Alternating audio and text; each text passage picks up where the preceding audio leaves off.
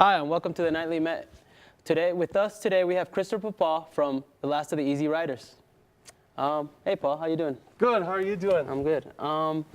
So I know the rest of your band members couldn't be here, but can you describe them for us as how they are and what they Yeah, bring to the- for the first couple records, we ran with a full band. I got a guy, my buddy George in Michigan, does a lot of producing and recording for us. Mitch Mitchum played drums, sang. Bradley Blue Moon Greer played guitar for us, and we've kind of had a revolving door of other couple members, Mr. Dan Duggan, Gan Matthews, and another solid member is Hamilton McKay Belk, who plays pedal steel on a lot of our records and whatnot. As of right now, we're kind of in a transition phase. We're moving through different things. The lineup's changing as of now, so I kind of, I brought myself and decided to play today anyways. Yeah, you did a great job with the performance. Thank you. And yeah, and the other question we were maybe talking about earlier was, what genre exactly are you? Yeah, I mean, it's kind of hard to really pinpoint us, but I would say we take a ton of influence from the 60s and 70s and kind of that SoCal sound and the Laurel Canyon sound from California. And back then, a lot of the genres would play psychedelic music and rock and roll, but it seemed like seamlessly those genres would intertwine with older country music and classic country. So, I mean, I would say we're somewhere in between there. You know, we try to play psychedelic stuff, but on certain nights we can play a full, like a nice, authentic country set. So it's hard to pinpoint, but I would, psychedelic country is kind of where we like to put it. And I got a sound of that earlier. Yeah. But yeah, and I know that I heard you earlier talking about how you write some of the songs, and like, what is your writing process, or how to come up with some of the songs or ideas for? Generally for me, sometimes I like to come up with a title first, and it kind of it gets me thinking, like, where can I take this song? And I start getting visuals, and a lot of times once I get those visuals, I'll take, I write on like my acoustic guitar primarily, just me and my acoustic, and I kind of try to match up the music with the visuals I'm thinking of or the lyrics, and then it starts kind of all falling into place, Or sometimes I just take my guitar and I'll write like a riff or a chord progression, and then it goes from there.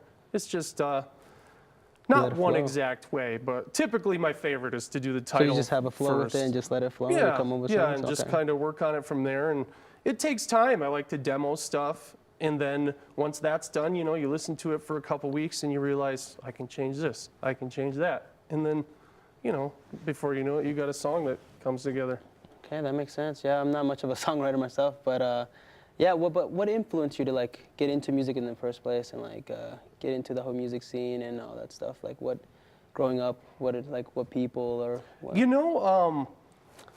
Growing up, I was always a kid that, I enjoyed music. I don't know if I had this desire to like be in a band when I was younger, but my mom told me when I was a baby that Patsy Cline was the only thing that could calm me down when I was a baby. And I didn't even know that, until she told me, which is just kind of funny that I think for some people it naturally comes about, and I just have always been drawn to music.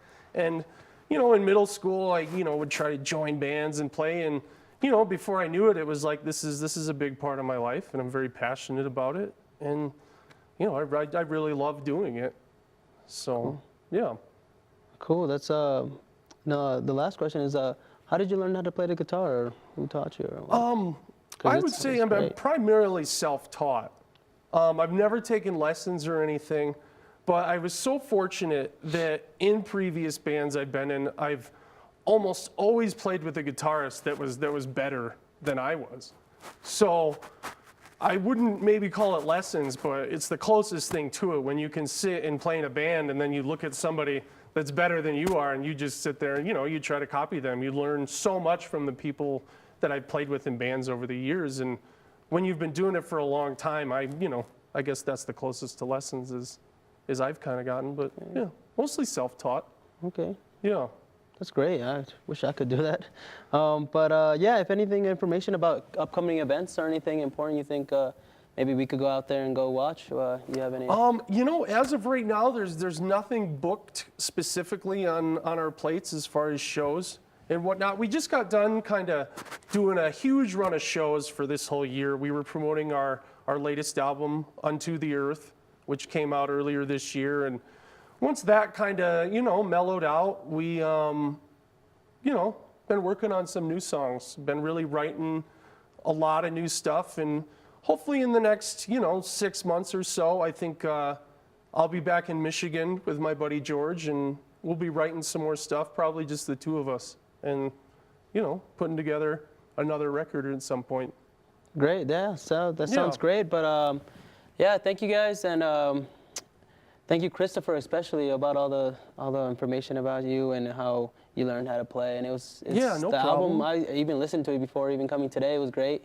Great. And I hope you guys keep making out really great music, especially that was great though what I heard earlier. But yeah, thank you for coming out. Yeah, thank you very much. Thanks for having me. Yeah, no problem. Yeah.